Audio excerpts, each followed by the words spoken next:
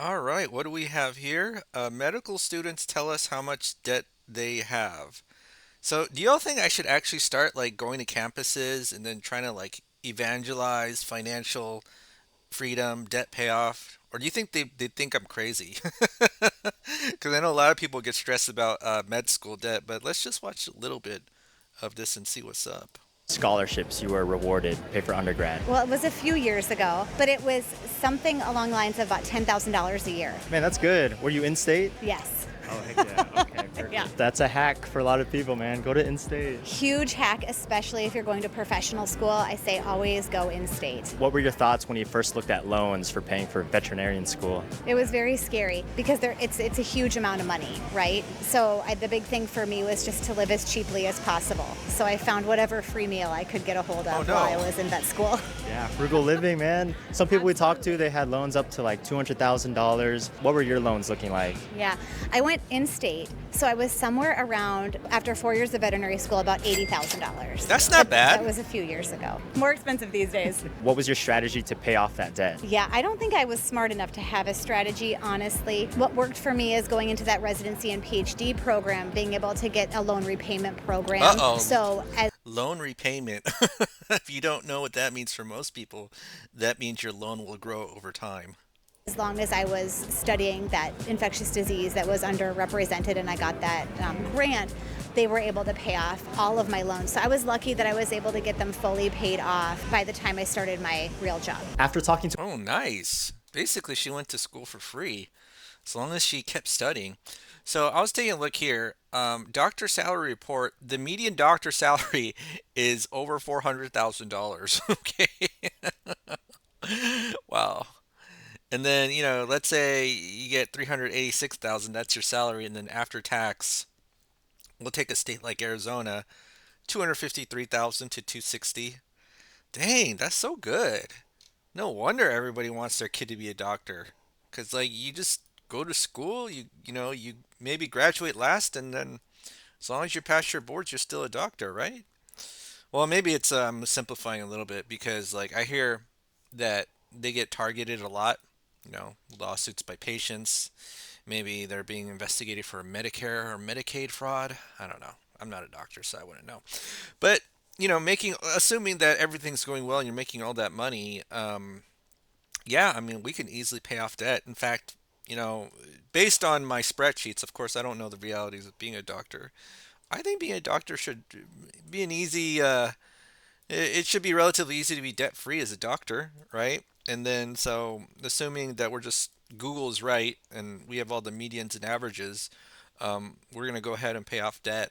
And so 21 grand of income, 14 grand expenses. So we had some cushion, $6,800 left over in our checking and savings. So we feel pretty good because we're a doctor.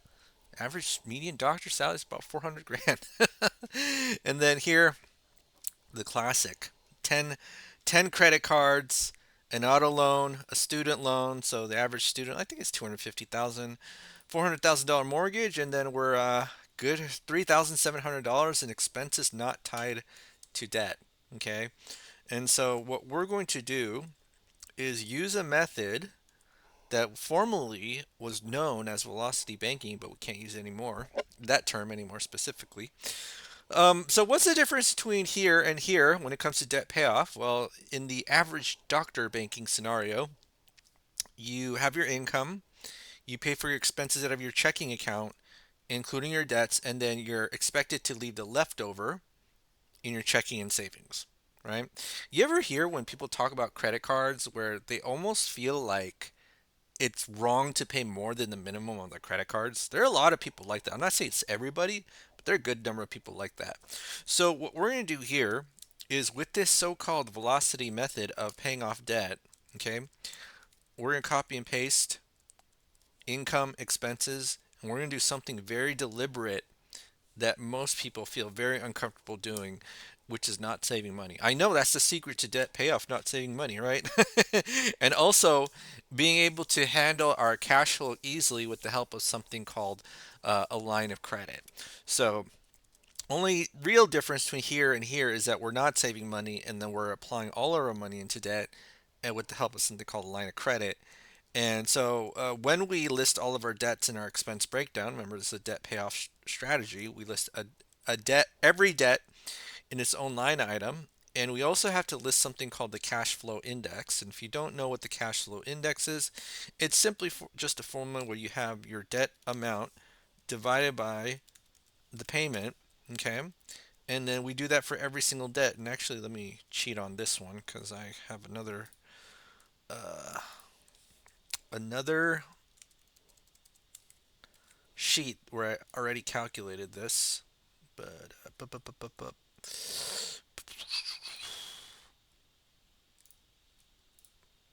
okay, so what do we have here? Well, basically, it's a ranking system where it can pay off debt.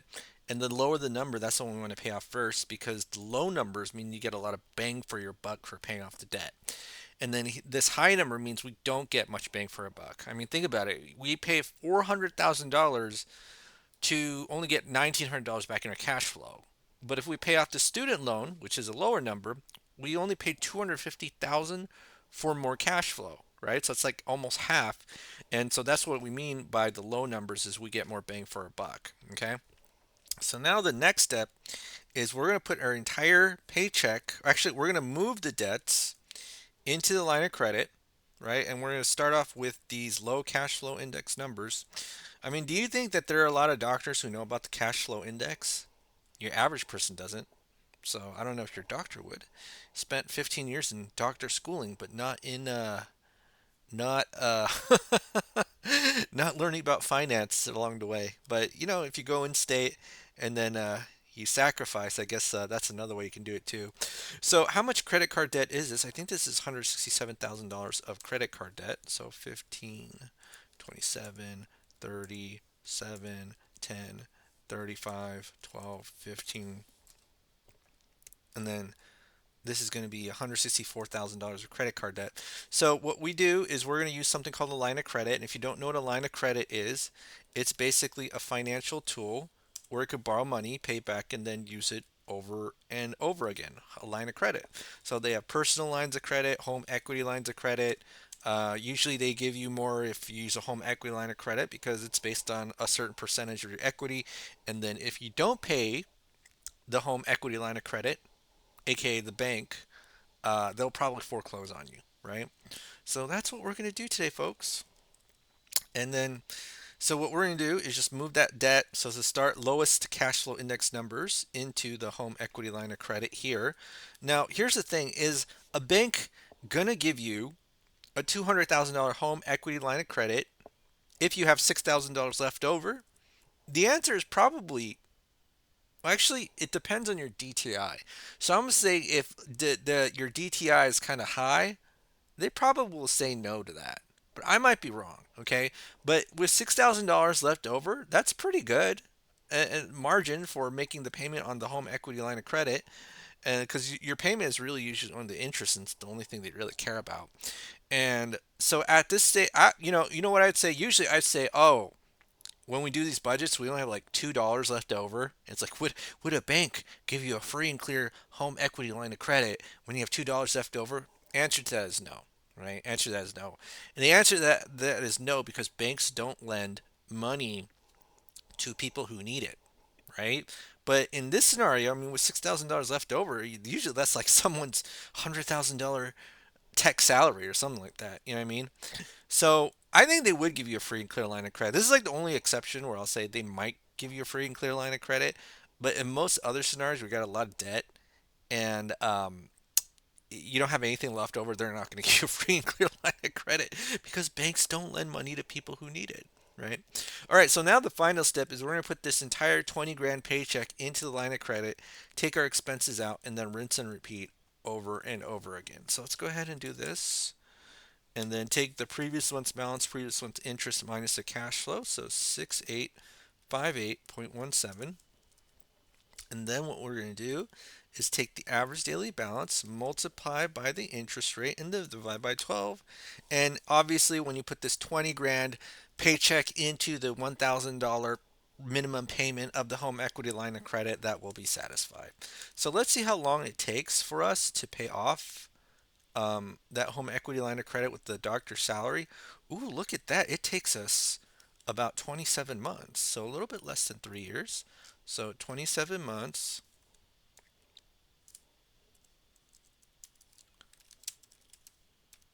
and then this is going to be 164K, $164,000 paid off in 27 months. Now we have three more debts. So we got the auto loan, the student loan, and the mortgage.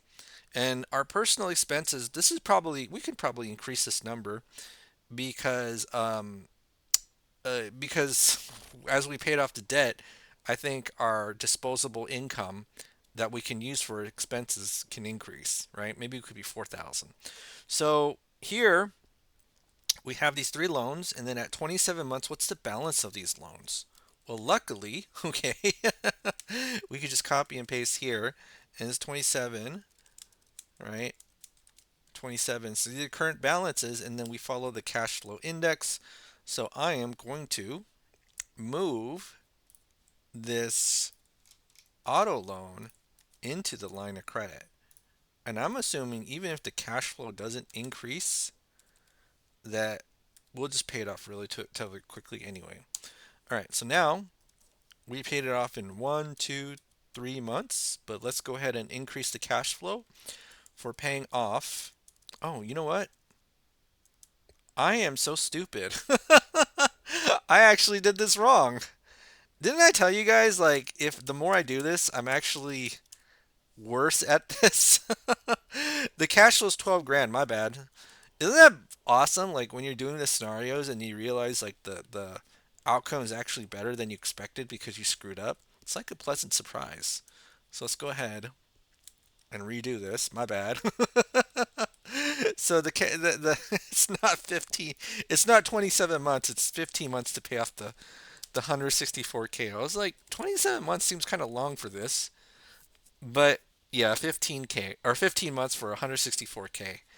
And then so now, let me do this. 15, 15, 15. Okay. So now let's do this. Follow the cash flow index system. Okay.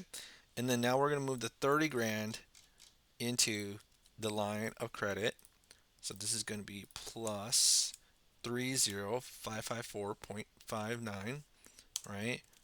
And then look at that. So now this is an extra $700 in our cash flow because it's a 40K car. Okay. And then let's see if this $700, I don't think is going to really make that much of a difference. But 12737.63. And then, yeah. So now that auto loan was paid off in like 2 months. I mean, I guess if you're a doctor, there's no real reason to get an auto loan, just pay in cash. You know what I mean? If you're going to pay this off in 2 months, might as well pay in cash. So 17 months, this is all paid off. Okay. And then that'll be 204K.